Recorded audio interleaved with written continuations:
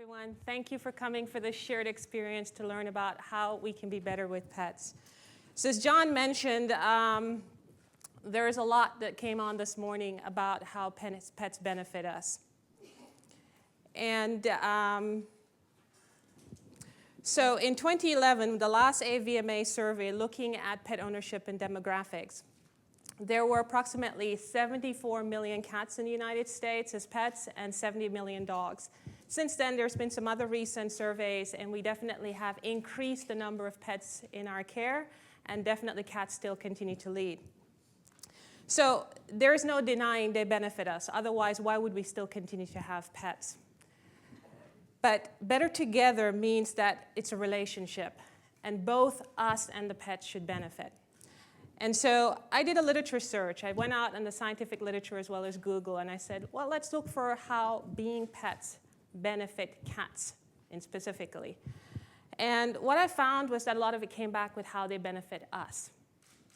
And there's no denying. It's sort of like if you ever watched Life of Brian, that Monty Python movie, you know, there's this one scene about, well, how on earth do cats get benefit from us? Of course, they get food, they get shelter, they get security, they get rescued, they get love. What else could they possibly need from us, right? But you heard this morning about a lot of these intangible cognitive, emotional, psychological benefits. So what about the cognitive, emotional benefits to cats from being pets? So that's what I'm interested in.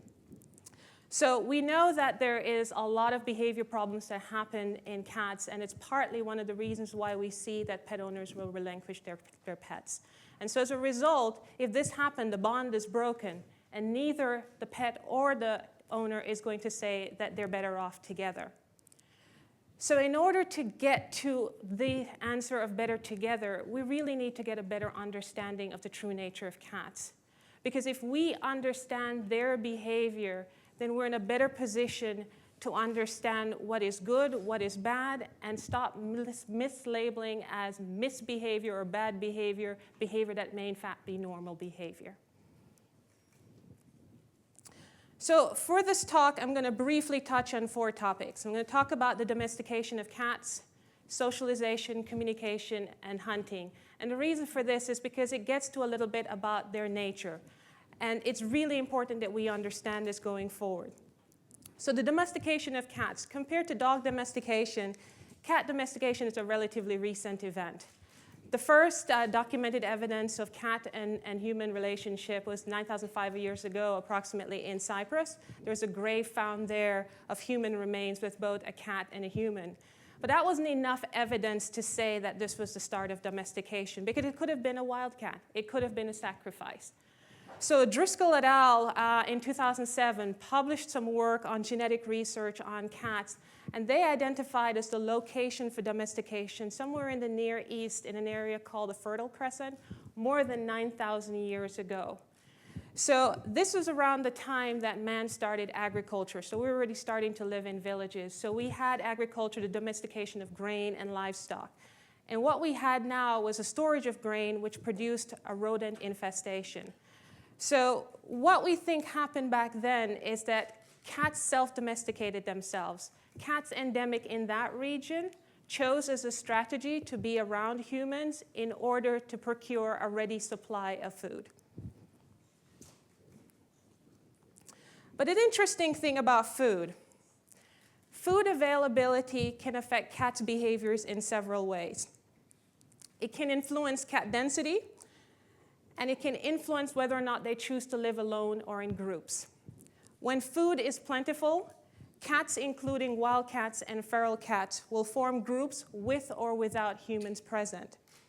So what this means is that they have this capacity with food availability to go from solitary living to being social.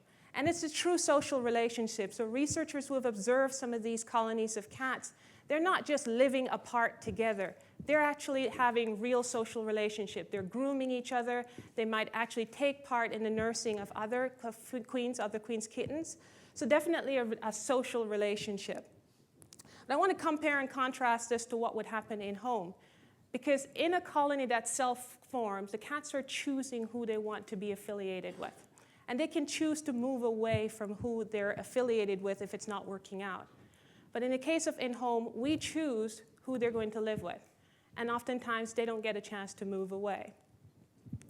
There's another interesting thing about food and the relationship between cats and humans.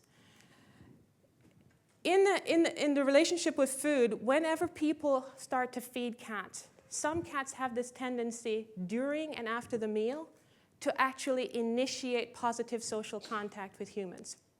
And the more you do this, then you also get anticipation. So now you have positive social contact before.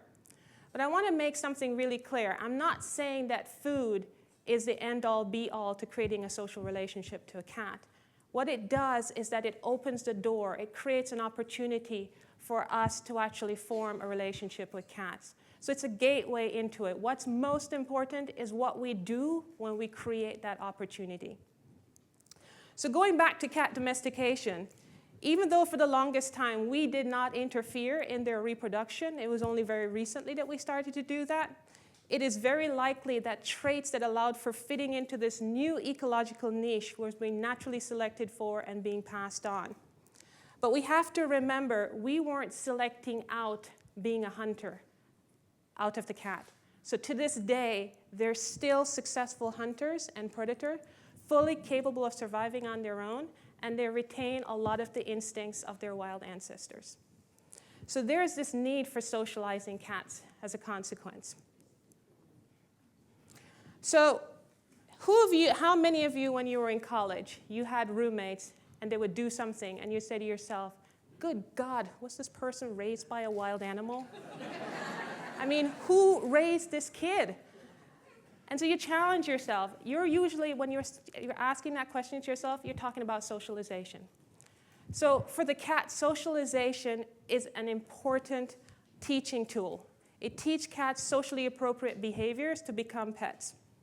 It's not a need to have, it's a nice to have. And Eileen Kirsch at Temple University back in the 80s, she was the one with her team who discovered that the critical period for initiating socialization in cats was between 2 to 7 weeks of age. If you waited until afterwards, it became much more difficult to socialize cats. They were much more fearful of humans. So socialization is really about preparing kittens to learn the rules to live in our world, supplanting the rules that their mothers would have been teaching them to live in the wild. Okay? So it means safe, controlled, positive exposure to people, to children, because they're looked at as being a little bit different than being adults. Dogs, other cats, anything in the environment they're going to be exposed to. So handling, playing, petting, grooming, talking, all of these are tools of socialization. So I just want to say also that cats come inheriting, have a certain level of temperament. So they're bold and they're shy cats. Socialization will help a shy cat become less shy, less fearful, but it's not going to make them completely reverse their temperament.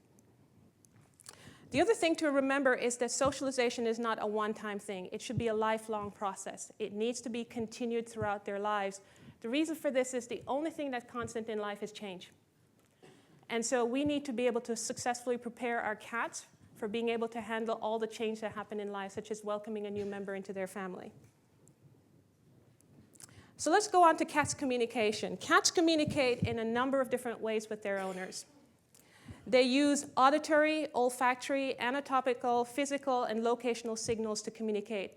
But on top of that, you have to pay attention to what's going on in terms of their context in when they're communicating. So lots of pet owners are able to actually read their cat's communication signals, but there are a lot of ways in which it breaks down between cats and owners. One of the things that we tend to do is we focus on only one body part. Where do we tend to focus most? On their face. And the reason we do that is because as humans, that's where we naturally gravitate to where we look for emotional expression. But the cat has a far less expressive face compared to a dog. So you actually have to look at the entire body as well as not just the face in terms of reading their emotions. Another thing that we tend to do is generalize because a lot of us have dogs and have experience with dogs. And we think, well, if this works with a dog, then it should be the same thing for a cat. As an example, tail wagging. So tail wagging more often than not means the dog is happy. Not all the time, but most of the time. A tail wagging a cat, agitation. Okay? The other one, belly rub. If you haven't socialized your cat to accept a belly rub, a belly rub is going to mean raking and biting and possibly serious injury. Okay? So you have to socialize them to accept this behavior. If they throw themselves on the floor and they expose their bellies to you, they're telling you they're comfortable with you, but they're not inviting you to rub their bellies. Okay? So the other thing that we tend to do is that we anthropomorphize their intentions. You know, we go, oh, the cat hates me, he's spiteful, blah, blah, blah. And the thing is that we need to be careful with that, because whatever we assign as the intention will decide how we react. And if we react in a way where we're saying it's all about me and something is not about the cat, where in fact the cat may be stressed or anxious or telling you something has changed and it's not suitable for them. So there's definitely a lot more research that's needed in the area of cat communication. So the last thing here I want to touch on is once a hunter, always a hunter. As I mentioned to you, we did not breed this out of cats. And it's more important to think that a well-fed cat will still hunt, because hunting and preying are two separate, hunger and preying are two separate drives. So it's really important, if we want to protect the wildlife, that we find suitable outlets for play, for hunting for cats. And the best way to do that is through play. So we can have a number of toys out there on the market that can elicit some of the elements of hunting behavior, the sequence. So for example, stalking, pounce, preying, all these behaviors we can capture. So I like the sense of using play as well, because in my research, one of the things that I tend to do is send video cameras in home and ask pet owners to videotape their interaction with their cats when they're either testing a new food or a new toy. And one of the things I notice without fail is that when they're interacting with their cats in a playful manner, they let their guards down. There's a lot of laughter. There's a lot of silliness. There's a lot of relaxation. The inhibitions go down. So it's a great thing for us, and it's a great thing for the cats as well. So I just want to conclude here that domestic cats are highly adaptable and flexible. And this partly explains their success in thriving under many different types of environmental conditions. However, they have certain instincts and needs that must be addressed, and we must provide them with the right experience and tools in order to successfully live in our environment, because it's made primarily for our comfort and not theirs. So understanding the cat's true nature and their unique needs is extremely important if we want them to live their best lives with us and for them to truly benefit from being in our lives. So when I was practicing this talk, Rob, who's somewhere back there but I can't see him, asked me, and I'm going to do my version of ladder of inference, to step out from behind the cat and put some of my experience into this talk. And about 2 years ago,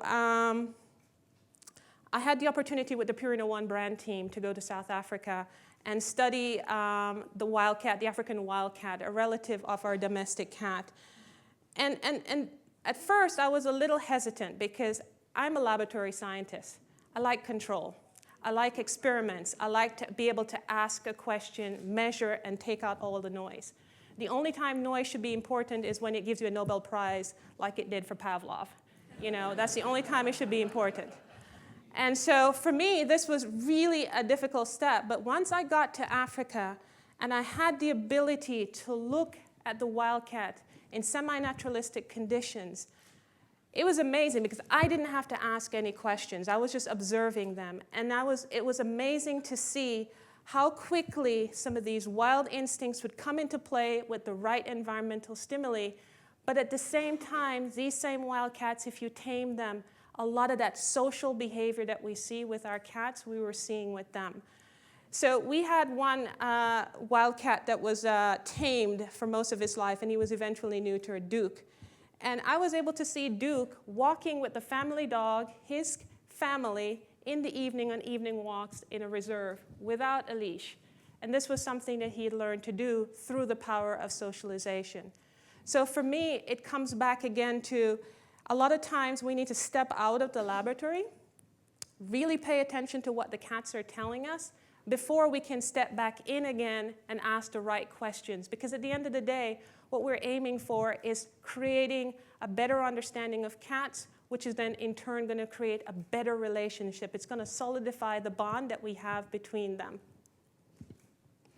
So one of the things that we're struggling with is that, unlike you saw this morning with Brian and Dognition, There is a lot of laboratories out there right now doing a lot of work on dog cognition, but there's not a lot of research out there today on cats' social, cognitive, and emotional needs. And it's lagging behind what we know. And then more importantly, there's some data out there in the literature, but a lot of it isn't reaching pet owners in a meaningful way to help them to solve the problems that they're encountering with their cats. So it's the hope of myself and a lot of research in the field that this will soon change. So there is a saying, happy wife, happy life. I think a comedian made this term. I just want to extend it to say happy cat, happy owner. Thank you very much.